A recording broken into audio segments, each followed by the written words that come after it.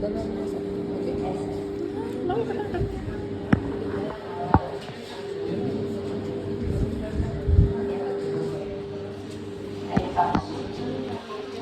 Primera nomás, como para... Bueno, gente, vamos a ir el viaje por el siglo XIX, que es la última unidad. Nos quedan como concretamente este teórico y uno más sobre arquitectura del siglo XIX. Después vamos a hablar de un teórico sobre modernismo y se acabó. Quedan un par de prácticos, vamos a ir uno de los días que veo ver cómo tengo que hacer la negociación con el horario. ¿Qué tienen de 2 a 5? Proyecto. Una comisión. Bueno, voy a ver cómo negocio porque si vamos a las 5 a la escuela nos van a sacar corriendo. Entonces, van a estar yéndose. Entonces voy a ver cómo negocio con Abraham. ¿Tienen? Sí. Bueno, vamos a ver cómo negocio, gente. Algo voy a conseguir, no se preocupen. Entonces, nos quedan esos 2 teóricos y este 2 teóricos más de visita y lo demás será parcial, recuperatorio, práctico y demás. Así que ya está, la luz al final del túnel ya se ve. La clase de hoy tiene que ver con arquitectura, ¿no? La semana pasada vimos urbanismo, la clase de hoy vamos a ver arquitectura.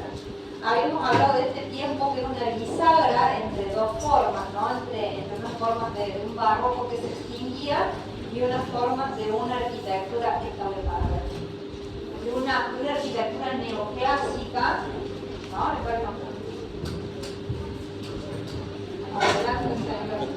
Ahí está, esa es la última que toqué era la que quería pagar. Así sucede. Entonces, habíamos hablado de estos 3 hechos como 3 hechos que habían sido determinantes en el cambio de la mentalidad del antiguo régimen y de las formas de producción porque ha traído la revolución industrial, los materiales que va a traer. Los que van llegando, ya que llegan tarde, 15 minutos tarde, háganlo en silencio, por favor. Y dentro de esa revolución que tiene que ver con las ideas y el pensamiento y demás, va a haber algunos pensadores o algunos filósofos que van a estar tratando de volver o de pensar en el mundo clásico. Y esto que si bien es un grabado y parece de menor importancia, es trascendental en el tiempo. Es un grabado que tiene que ver con un ensayo sobre arquitectura de Marc-Antoine Laguerre. Fíjense la fecha, justo en el tiempo ese que planteamos la bisagra, ¿no? 1755. Y analizamos la imagen 2 minutos. Está una señora allí, entre medio de unos escombros o unas partes de arquitectura clásica. Tiene un capitel, tiene un pedazo de un arquitrabe, unas molduras y demás. Está con un angelito, con sus alitas, el ángel, qué sé yo, que también podría ser una figura mitológica de la antigüedad, y señala una construcción primitiva si quieren, ¿no? Porque es una construcción hecha de troncos y de ramas. Pero miren la forma que hace. Entonces, lo que plantea Laguerre en este ensayo es que de alguna manera esa arquitectura clásica de columnas y el frontis era una elaboración sofisticada de la primitiva cabaña, como una vuelta a los orígenes, como que realmente a partir de esos elementos puntuales de la estructura trilítica y demás, estaba la vuelta a la antigua forma primitiva de vida que era la cabaña, ¿sí? Entonces a partir de ahí está toda esa elaboración diciendo cómo esto en realidad representa en piedra lo más elemental de la arquitectura, ¿no? Que eran unas columnas hechas con troncos y no sé si en algún momento lo charlaron con Sames. Yo cada vez que digo estas cosas me tiro en un abismo en el que no sé si hay fondo, pero no importa. Si alguna vez lo hablaron con Sames, ¿qué representan las metopas y los triglifos? Las metopas y los triglifos en la arquitectura clásica. ¿No? ¿Nunca? Los triglifos representan el estriado de la madera. ¿Vieron cuando uno corta un palo y ves las vetas como atravesadas? Los triglifos representan eso, la forma de la veta de la madera de un palo que sería el elemento primitivo antes de la piedra. Entonces, esa asociación tiene como ese asidero en esas formas y entonces, si esto es lo que dice la arquitectura, la vuelta a lo más primitivo es lo más puro. Entonces, si vamos a dejar todo el barroco de lado, vamos a volver a las formas más puras de la arquitectura. ¿Se entiende cómo dar el círculo? ¿Cómo vamos a dejar todo ese lenguaje cargado del barroco? En Europa y en América, porque esta es la particularidad de lo que sucede con el siglo XIX. Se acaban las disfunciones temporales. Lo que sucede en Europa sucede en América simultáneamente, porque los barcos, las comunicaciones, la revolución industrial y demás permiten una contemporaneidad absoluta. Se acaban las barreras de tiempo y distancia. Entonces, ¿en qué va a estar esto muy fundamentado y muy asentado? En que también a mediados del siglo XVIII comienzan las excavaciones en Pompeya y Herculano, en esas dos ciudades romanas que habían quedado tapadas por la erupción del volcán Vesubio. Estoy contándoles un cuento del que no tienen idea o alguna referencia de lo que estoy diciendo ahí en algún lado. Entonces, comenzará en ese tiempo en que Nápoles pertenece a los reyes de España, en el reino español, comenzarán los primeros trabajos arqueológicos. Y en eso de encontrar, ¿no? Porque cuando llegaron a Roma o cuando llegaron a las antiguas construcciones estaban bastante deterioradas, pero cuando lleguen a Pompeya y Herculano, que había quedado todo tapado bajo las cenizas, todo allí es intacto. Entonces, ir descubriendo, no solamente ir descubriendo los elementos de la arquitectura, alcanzan a ver los trabajos, como están representados en distintas grabados y en distintas pinturas, empiezan a estar todo cubierto, así que empezar a sacar las cenizas y por acá empiezan a encontrar los techos de las cosas, así que está todo en un estado de conservación casi perfecto. No obstante, es una ruina de alguna manera porque quedó enterrado, pero está todo tal cual quedó en los primeros siglos de la década cristiana cuando el volcán hizo erupción. ¿Y qué otra cosa van a encontrar que es sumamente importante para la arquitectura de este tiempo? Los acabados, las pinturas, los mosaicos, todo lo con lo que los romanos trataban las superficies intacto. Que eso en la arquitectura de la misma ciudad de Roma se había ido deteriorando y se había ido perdiendo. Acá van a encontrar todo. Entonces, primero que parece una disciplina nueva, que es la arqueología. Sí. ¿Puede decir que ahí en Pompeya usaban casa una tipología de vivienda tipo chorito? Es una vivienda de patios, una vivienda romana. Para que se convierta en casa chorizo tenés que llegar a la Argentina. Tenés que filtrarlo por todo el siglo XIX, casi entrar al XX y llegar a la Argentina. Eran casas de patios, casas romanas en torno a patio como villas, ¿no? Casas de patios. La más conocida de esas es la casa del Fauno, porque es la que mejor conservada estaba, o está, digamos, uno puede visitarla todavía. Entonces, esto como disciplina, la arqueología me va a permitir medir, me va a permitir dibujar, me va a permitir inventariar, volvemos a la idea de lo que dijimos antes, inventariar todo lo que allí está. Entonces, mientras se excava Pompeya y Herculano, en Roma, este arquitecto, Gianni Battista Piranesi, se dedica a dibujar toda la arquitectura romana y la publica en estos dos textos.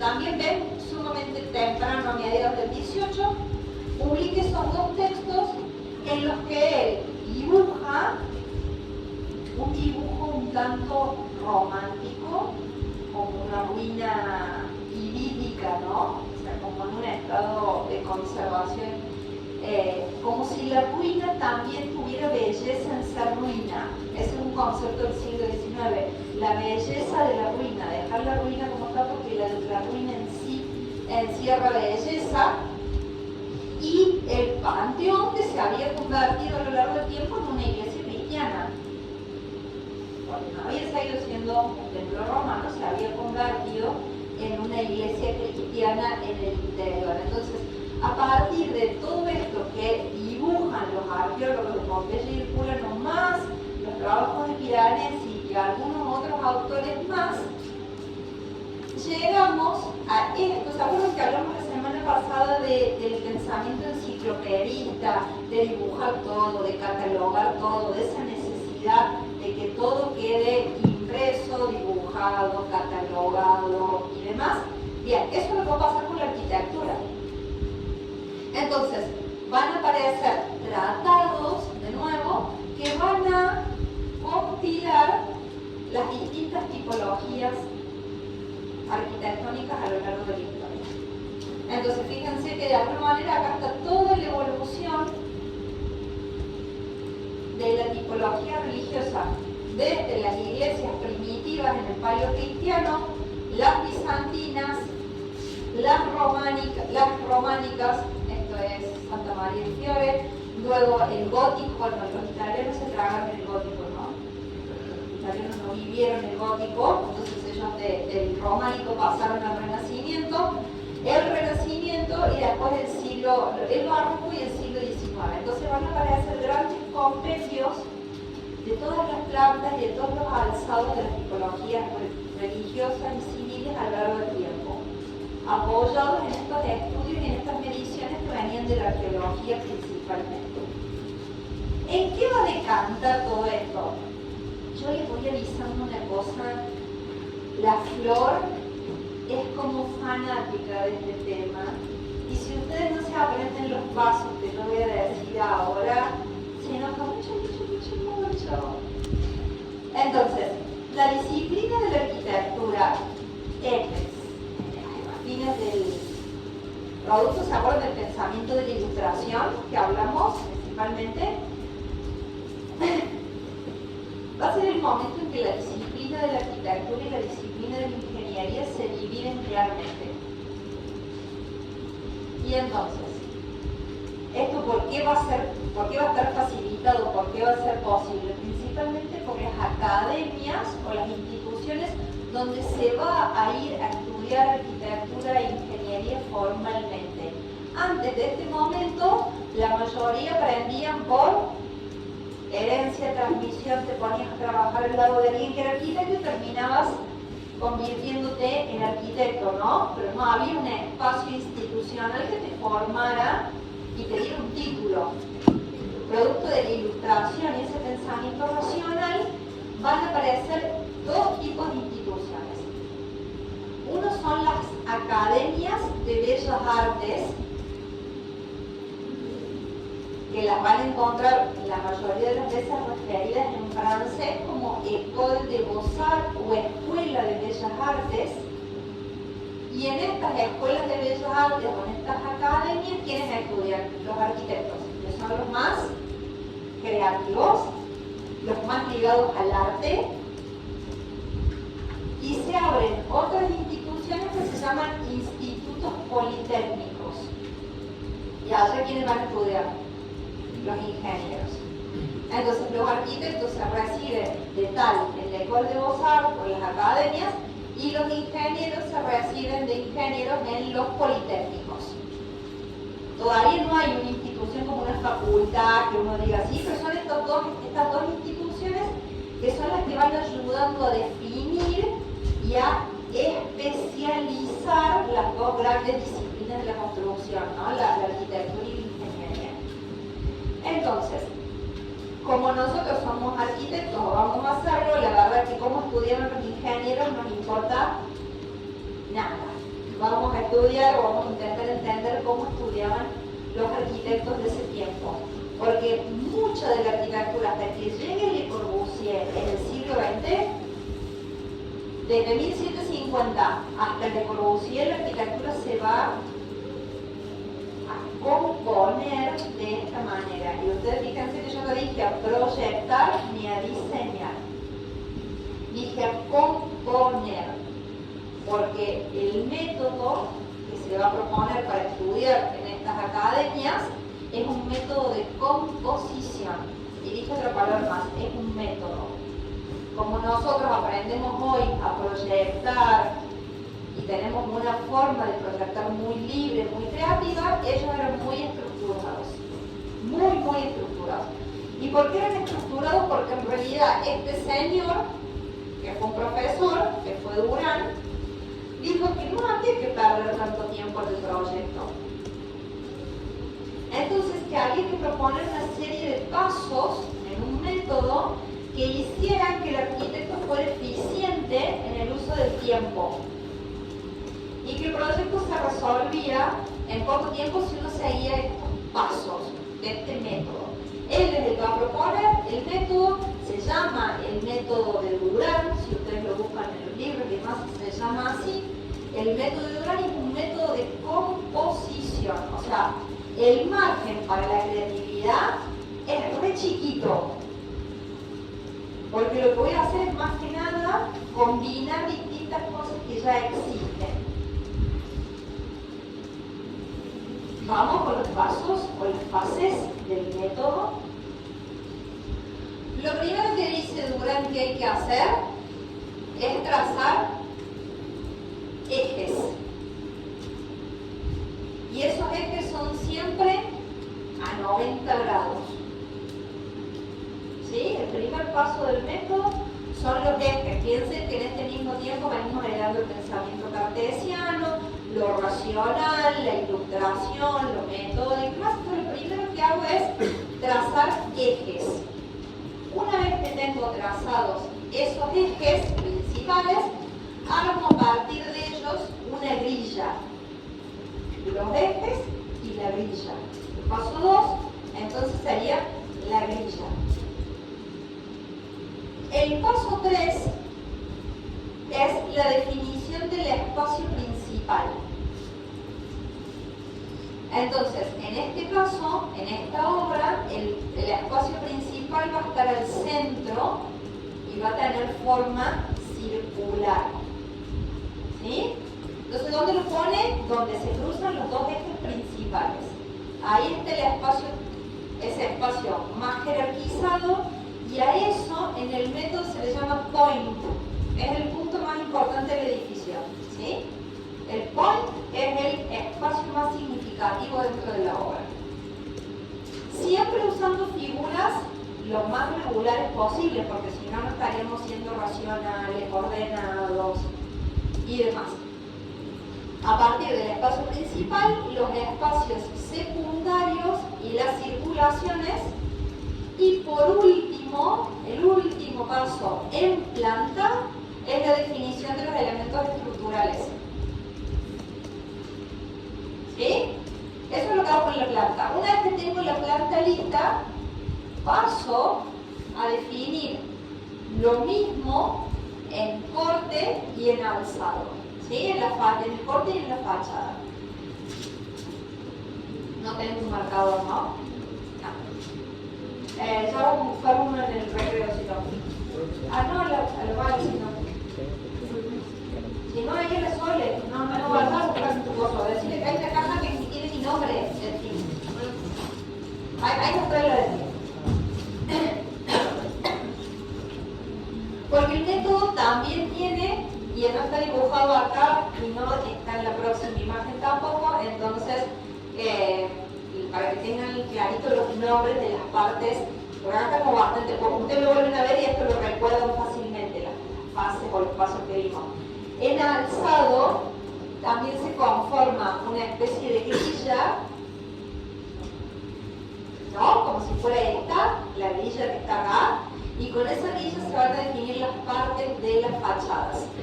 Entonces eso es lo que les quiero dibujar para que les quede dibujado. Mientras tanto,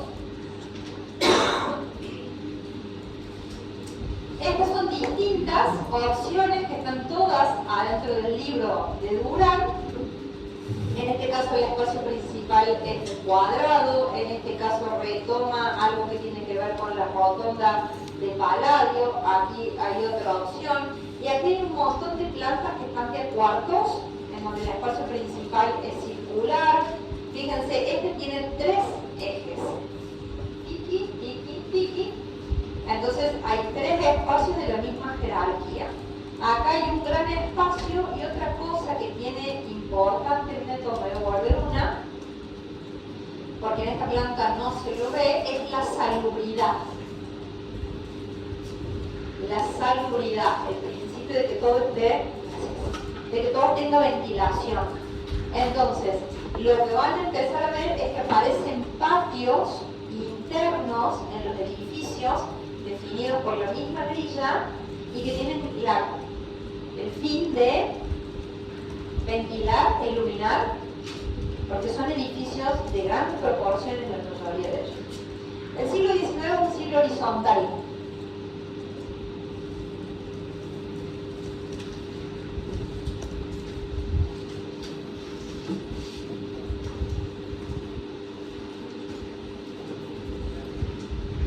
Proporciones casi siempre son muy horizontales. Lo alcanzan a ver ya en algunos de los edificios que tienen por ahí. Entonces yo dije que voy a hacer una grilla, voy a dibujar con 2 colores para que ustedes vean los dos puntos, las dos direcciones de la grilla.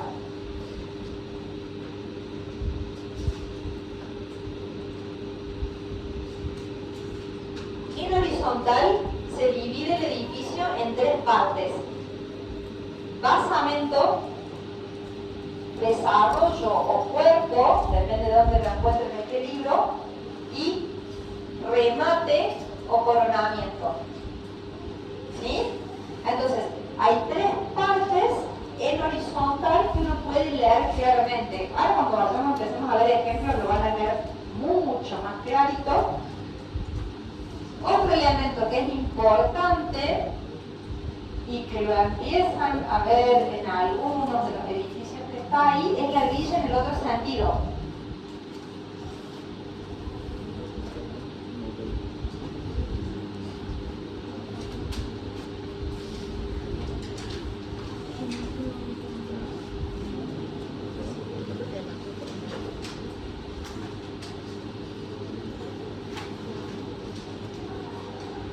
¿Qué aparece acá en este sentido? En las 2 esquinas aparecen remates. Ya van a ver cómo se materializan. Pueden ser avanzando, pueden ser cambiando el ritmo, pueden haber un cambio en la volumetría. 2 elementos que sobresalen o que se marcan en las esquinas que indican el principio y el fin del edificio. El edificio va de acá hasta acá, que te quede clarito, digamos, ¿no? Ese es el punto, que te quede clarito de dónde a dónde va el edificio. Y al centro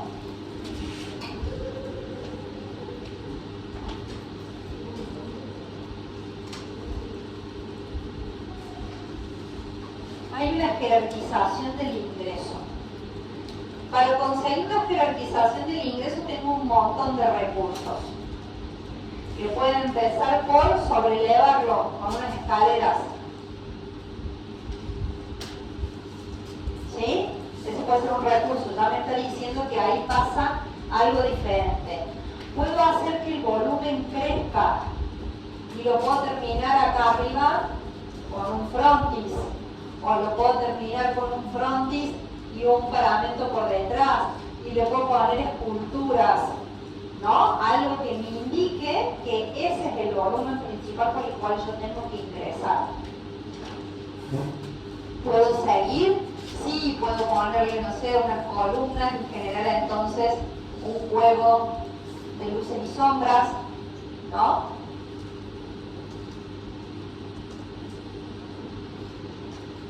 infinitos recursos arquitectónicos para conseguir la idea de jerarquizar el ingreso. ¿Sí? Pero el principio es ese, jerarquizar el ingreso. Ahora sí explico por cada vez. ¿Estamos? Entonces, como está el método en la planta, está el método en alzado. ¿Sí? Bueno, y el último paso de todos, ¿cuál es? Ir a elegir de uno de esos catálogos, que ya les dije que existían, cuál es el lenguaje que me parece más apropiado para la tipología que estoy desarrollando. Y acá es donde se complica todo, digamos, de alguna manera, porque ahí donde lo voy a tener que atar a un significado. ¿Sí? Entonces, vamos a primero a ver un par de ejemplos que son los paradigmáticos que hablan de ese quiebre de tiempo, y después vamos a ver esto más clarito de alguna manera. La iglesia de Santa Genoveva, que después se convertirá en el Panteón de los Héroes en París, es una iglesia que va directamente a buscar. En la planta es una cruz griega, ¿no? Está como fácil y ni siquiera necesito mucho método porque la iglesia ya de por sí tiene un orden que es casi inalterable. El espacio principal, en el crucero donde está la cúpula, fíjense el repertorio lingüístico, es todo un repertorio clásico. Acá aparece un frontis clásico con unas proporciones casi de un templo romano, luego acá aparece de nuevo las grandes cúpulas romanas, haciendo alusión a los templos circulares y demás. O sea, el repertorio exterior es prácticamente clásico. ¿Qué es lo que hace Soufflot, que es lo diferente? En la arquitectura griega yo tenía las columnas por fuera y el muro que definía la chela o el espacio principal del templo por dentro. Soufflot lo da vuelta y pone el muro por afuera y las columnas por adentro. ¿Sí? Ese es el proceso más original de lo que hace Soufflot. Invierte, casi como cuando uno mete la mano de vuelta media, invierte la lógica de la definición de los muros. Entonces, de esta manera que le permite definir las naves principal y secundaria con las columnas que hubieran estado por fuera en la antigüedad clásica, y el muro define el interior. Y lo define bien del modo clásico, ¿no? O sea, como lo harían los griegos y los romanos, con su entablamento y demás, y en el interior sigue acudiendo a un repertorio clásico, más vale mirando a Roma, ¿no? Grandes ventanas termales, las cúpulas y demás, casi como si estuviéramos en una terma en el espacio interior, o en una gran basílica romana, ¿sí? Por ahí va la cosa.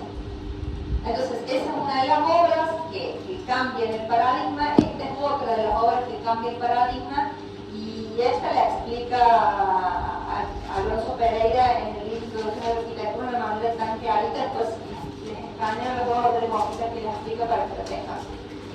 Es el Museo del Prado en Madrid. No piensen en esta idea de las grandes colecciones, de los grandes catálogos y de esta nueva forma de llevar lo que había estado siempre adentro de los muros de las grandes familias y demás a la gente, ¿no? Que la gente también pueda acceder al arte que había sido de los reyes y de las grandes casas nobiliarias. Entonces se abre el Museo del Prado en Madrid, el autor es Juan de Villanueva, y fíjense lo que plantea. Acá está bastante clarito lo que yo les decía del método, ¿no? Un eje en este sentido, tres ejes en este otro sentido, ¿no? Los va a vincular un gran espacio, que en realidad es un espacio de exposiciones también, y qué es lo que recrea en cada uno, siempre pensando en que estamos en un primer momento y tendríamos el clásico, el mundo clásico. En este de acá hay un espacio que retoma la idea de la rotonda, ¿no? un espacio circular metido adentro de un cuadrado que es este extremo. Por acá arma un templo romano y por acá arma al final un palacio. Entonces, acudiendo a este repertorio de la antigüedad, a estas formas que ya están consagradas, lo que hace es componer, elige 3 elementos, los articula mediante una circulación, pero está componiendo, está inventando algo nuevo, está pasando por un proceso creativo. Y luego para el alzado vuelve elementos clásicos, tal vez con una intención medio manierita y demás, y este es el espacio del medio que va vinculando todo. Ahí está el alzado, y miren, acá sí se ve clarito lo de los remates. Ven que hay 2 volúmenes que sobresalen, que son estos de los extremos, y hay un volumen que está jerarquizado de otra manera, que es el del ingreso. No le hizo falta levantarlo, le hizo esta forma, le puso columnas de orden gigante, de alguna manera se las arregló para enfatizar ese punto como el punto de ingreso. ¿Sí? Y hay cosas que nos va a permitir la tecnología. Esto se hubiera podido hacer en la antigüedad, que me entre luz por acá. No, pues se caía. Si la bóveda no tiene la clave, se cae. ¿No?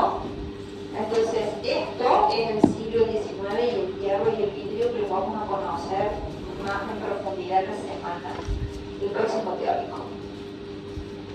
Hay otro grupo de señores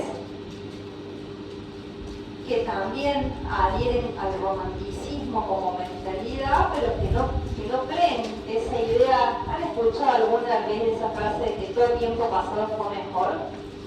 ¿No? Como ese pensamiento nostálgico, romántico, de que en el pasado estábamos mejor que ahora. Eso es lo que piensan los que hacen esto. Sí, lo de atrás era mejor que lo que tenemos ahora.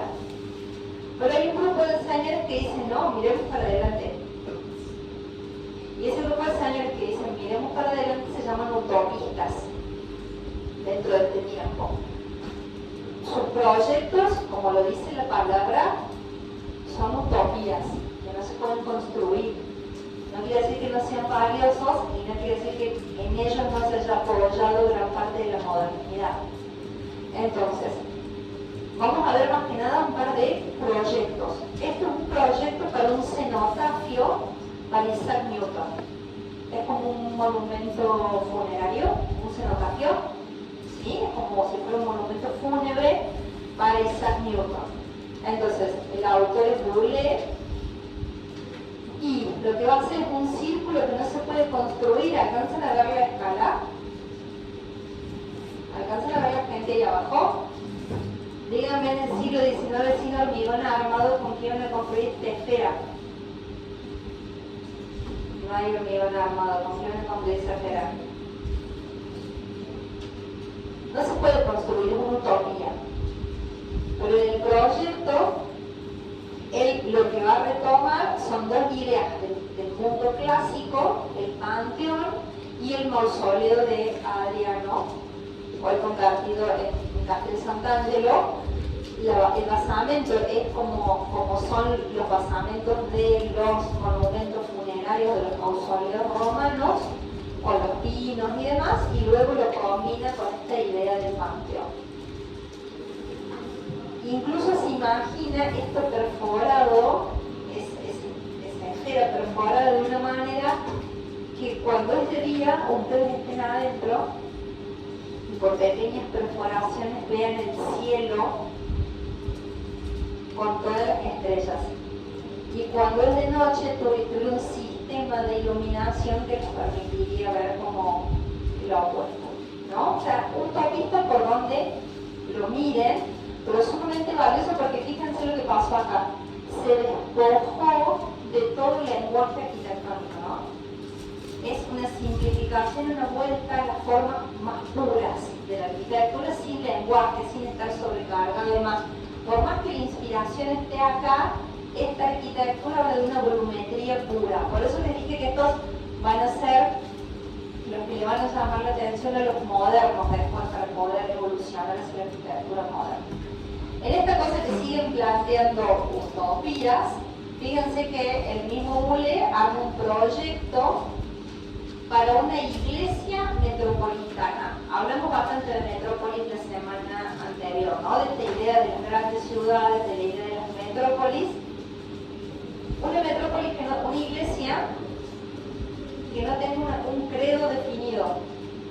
Sí que sea un espacio para que puedan ir a manifestar su religiosidad cualquier credo.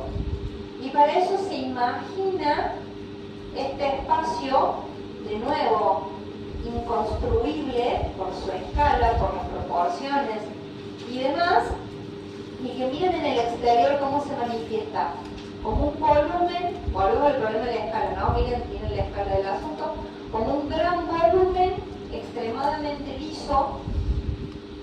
Me parece apenas ese elemento del lenguaje y nada más. Y luego este proyecto para la Biblioteca Nacional, Boole era francés claramente, ¿no? Está pensando todo esto para París, un proyecto para la Biblioteca Nacional en donde, fíjense, la planta no está muy lejos de la planta de Santa Genoveva que les mostré recién. Piensa en un espacio para una biblioteca, pero que tiene casi la composición de una iglesia. Y de nuevo, si bien está todo muy simplificado, aparecen algunos elementos casi de orden gigante del mundo clásico. Y en el interior otro tanto. Entonces, cuando uno tiene que empezar a pensar dónde está el ideario, o dónde está el marco de referencia de estos arquitectos, está en el mundo clásico, no en la academia platónica y demás, en esos mismos elementos que había mirado también el Renacimiento como su ideal a dónde llegar, ¿no? A ese pasado del mundo clásico. Dentro de esta línea de las utopías, y con estos dos, les muestro estos dos y hacemos un cortecito, así que vamos a hacer un par de cortecitos porque está largo el asunto hoy. Con esa misma idea de la utopía, van a tener lugar como producto, como reacción a la revolución industrial, a algunos socialistas que van a criticar fuertemente lo que pasó en las ciudades con los trabajadores, el hacinamiento, todo aquello que charlamos la semana anterior. Y entonces van a tener dos propuestas de una forma de, no llegan a ser ciudad, de una forma de asentamiento socialista utópico, que uno se llama Phalansterio y otro se llama Familisterio. Ya se los muestro el otro también. El Phalansterio apunta a la idea de la falange como unidad productiva, idea de falange que viene del mundo romano, de las falanges del ejército romano como unidades, en este caso productivas. Entonces, que una falange de trabajadores pudiera vivir, el autor de esta propuesta es Fourier, que pudiera vivir en este mundo, en el medio del campo, ¿no?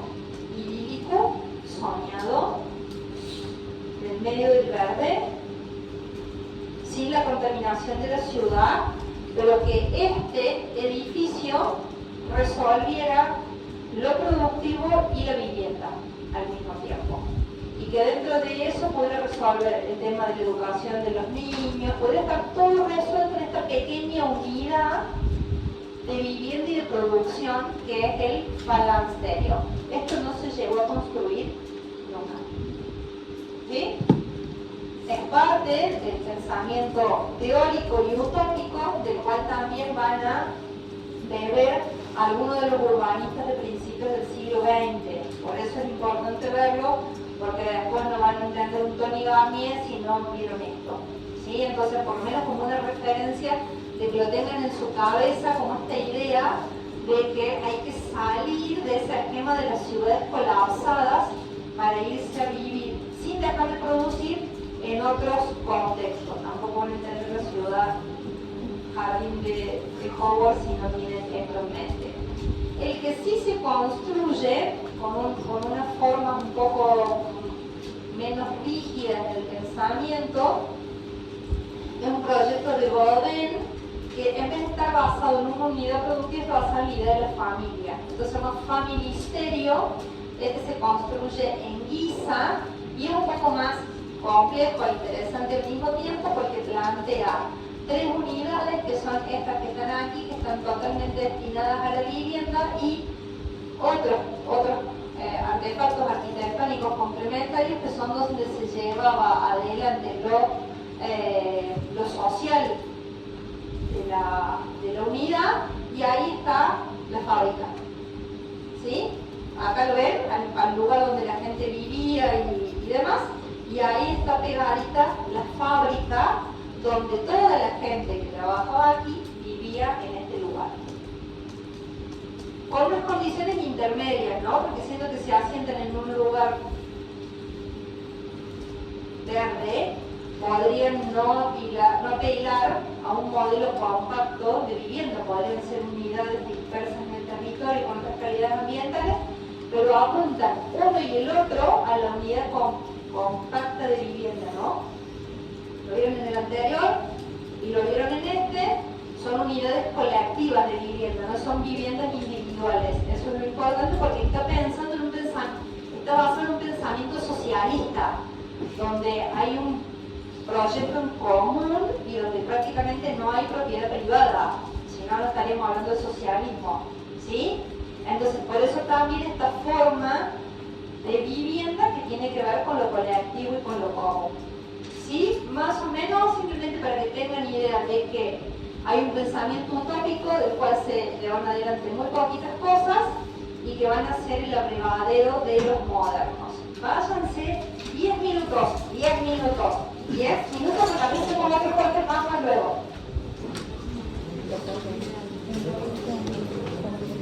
¿Cholo? Sí. Necesito, ¿no? Quiero comer. Reclamo una pizza de 3